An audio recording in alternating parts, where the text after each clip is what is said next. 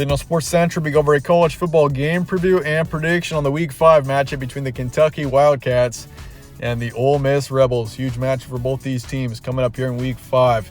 Both teams are off to 4-0 starts and ranked in the top 15. This is the first game of the season where both teams can prove whether or not they're a real contender.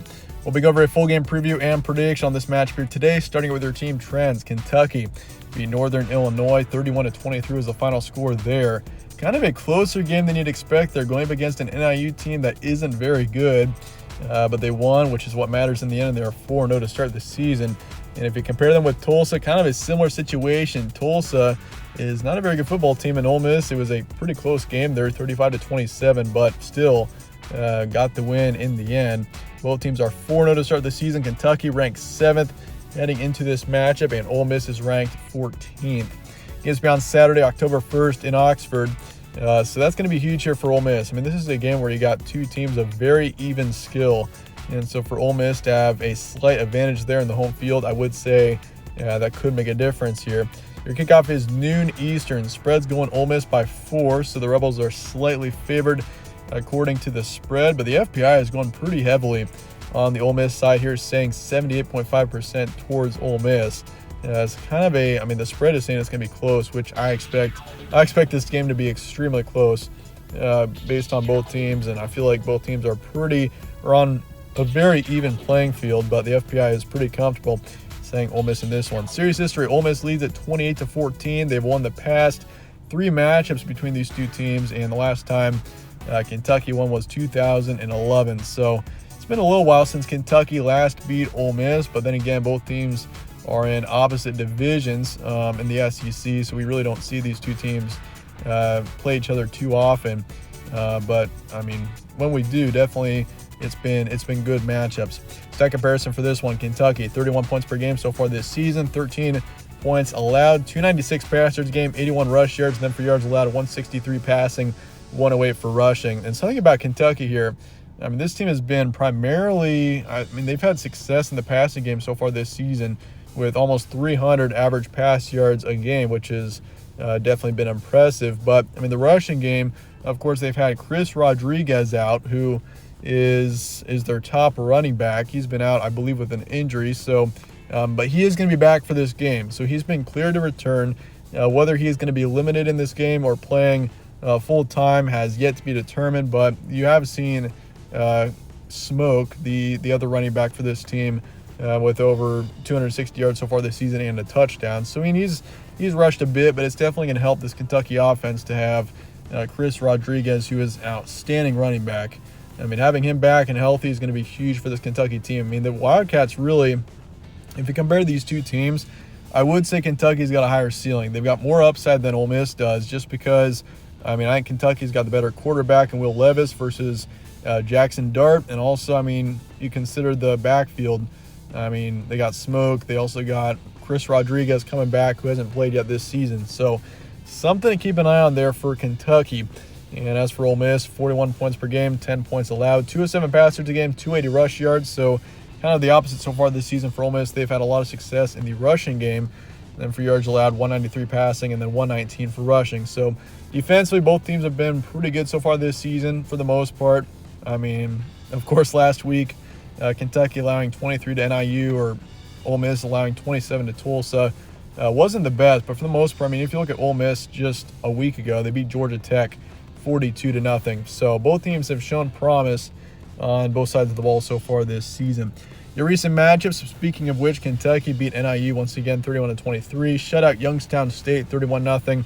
They beat Florida on the road 26-16. So that's kind of the main influence as to why Kentucky's ranked so high, is because of that win over Florida.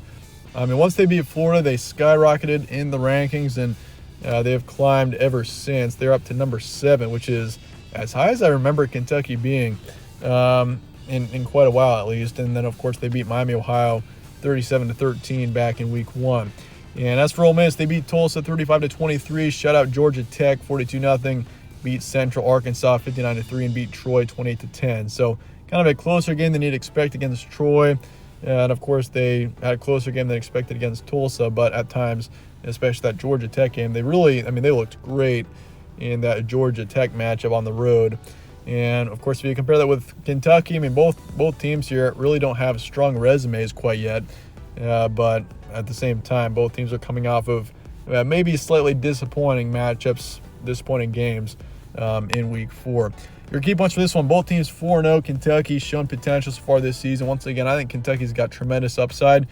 I mean, they're ranked 7th in the nation. I feel like this is a Kentucky team that, I mean, they show potential to really, I mean, I think Georgia is definitely going to win the SEC East, but I mean, the race for second is definitely going to be extremely interesting there with Kentucky. And of course, you got Tennessee and Florida at one point, but they're 0-2 in conference now. But I mean, we're still early on. There is a chance that Kentucky maybe does beat out Georgia for the division, but that's how it looks right now. I mean, Georgia is a pretty outstanding football team, so that's kind of a long shot saying that. But I mean, it still is possible here. I mean, Kentucky's 4-0 and 1-0 in conference. Chris Rodriguez cleared to return, and they are strong on both sides of the ball, that's for sure. As for Ole Miss, they've had a similar start in comparison to Kentucky. As I mentioned before, both teams really don't have terribly strong resumes. They've showed kind of some inconsistencies at times so far this season, but I mean, both teams are 4-0. Ole Miss primarily have had success in rushing, and they've got the home field. And you could say something to prove here for Ole Miss. This is a team that you maybe could say is being slept on a bit, especially when you got Kentucky and Tennessee who are really on the spotlight right now, and of course Georgia and Alabama who are your main national contenders. So Ole Miss, this is a chance for them to really prove that they can be a big contender in the SEC. That said, let's get to the prediction here for Kentucky and Ole Miss coming up here in week 5. And this is just about as close to a coin toss as it gets. Both teams are extremely, I mean, it's a very level playing field here, but in the end, I'm going with Ole Miss. 27-24 is my predicted final score. This one, I went back and forth on a lot, just because, I mean, Kentucky having Chris Rodriguez coming back, I mean, for all we know, I mean, Kentucky's already got a really good passing game. They've got a great receiving core. I mean, they're very talented in the passing game. And so to add someone in the backfield who has already had an impact, a significant impact in the past for the Wildcats, and Chris Rodriguez, I mean, if he has a huge influence on this game, if he has a really good game, I think Kentucky wins this one for sure. But, I mean, there is still a chance that Rodriguez is limited. So in that, I mean, you got to keep that in mind here. And if he is, he probably is not going to have a big impact on this game, which, I mean, it would be a huge help if Kentucky could have him have a huge impact. But, of course, coming back from an injury isn't something to rush. But, yeah, Ole Miss here, I feel more comfortable picking Ole Miss with them being at home. I mean, I do like Will Levis as a quarterback versus Jackson Dart, but also, I mean, if you look at it defensively, Ole Miss has been extremely strong so far this season, and they've shown tremendous potential on that side of the ball. So, yeah, definitely it's a tough one. It's a tough one to predict, that's for sure. I'm going to go 51%, basically saying it's a coin toss between both these teams. Over-under is 55.5. I'll take the under for this one. I do feel comfortable saying that we'll see the under here. I mean, if you're going to pick Kentucky, you probably have a better chance of it going over.